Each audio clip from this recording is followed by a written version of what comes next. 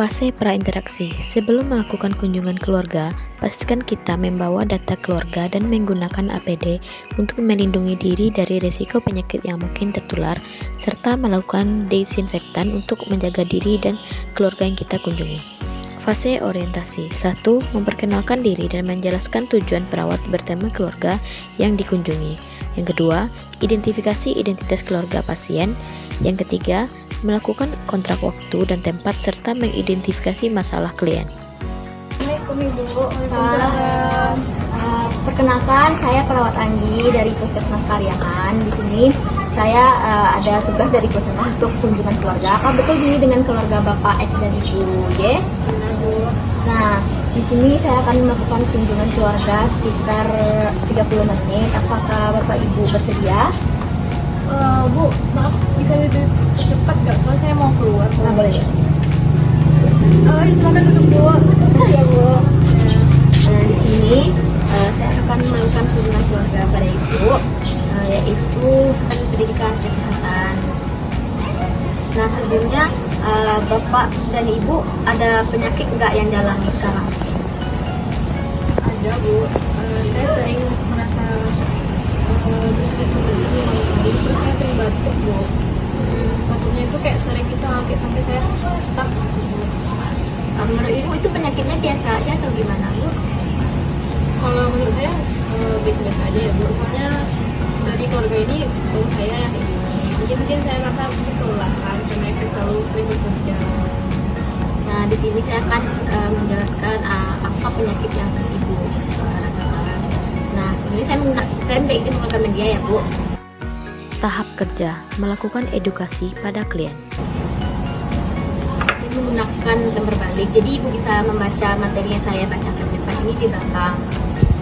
Jadi kemungkinan penyakit yang Ibu rasakan yaitu suspek kepada tuberkulosis. Jadi tuberkulosis adalah penyakit yang dialami oleh seorang karena Mycobacterium tuberculosis. Nah, bakteri ini menginfeksi bagian paru-paru tubuh kita, tulang, kulit, serta otak. Tuberkulosis biasanya dikenal dengan TBC. Gejala dan pasien seseorang yang terkena penyakit tuberkulosis yaitu mengalami batuk terus-menerus, demam atau meriang, sesak nafas, berat badan turun drastis, dahak bercampur darah, dan nafsu makan menurun, serta berkeringat berlebihan saat malam hari. Nah, penularannya biasanya yaitu dari udara atau alat makan yang sama dengan orang lain, serta percikan dahak seseorang yang mengalami tuberkulosis. Nah, pasien seseorang yang berisiko terkena tuberkulosis yaitu anak-anak. Apakah ada anak-anak di rumah ini Bu? Ada Bu. Lalu ada orang tua, apakah ada? Sebenarnya orang yang serumah dengan pasien tuberkulosis.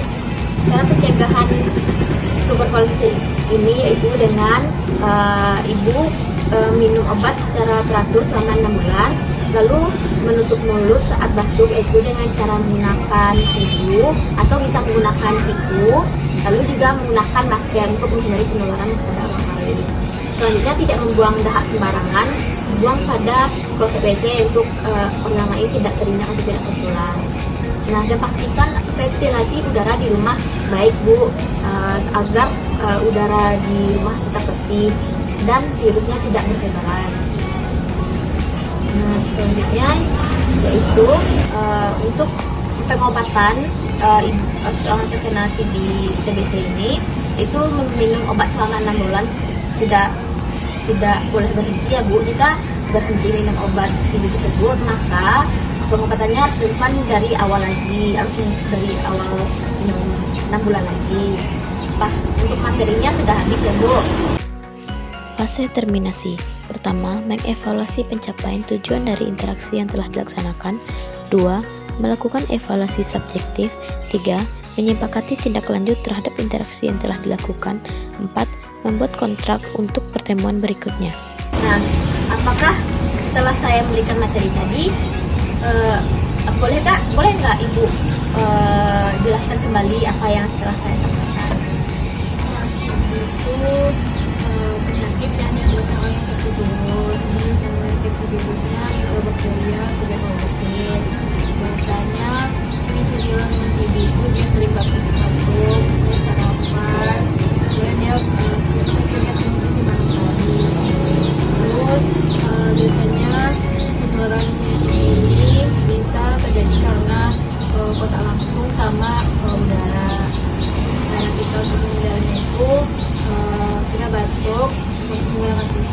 kemudian minum dengan cara ini dan juga memperhatikan. Kemudian usahakan membuang dahak itu di proses dan ketika masuk ke psikolog dia tidak jadi penularan. Nah, betul sekali Bu.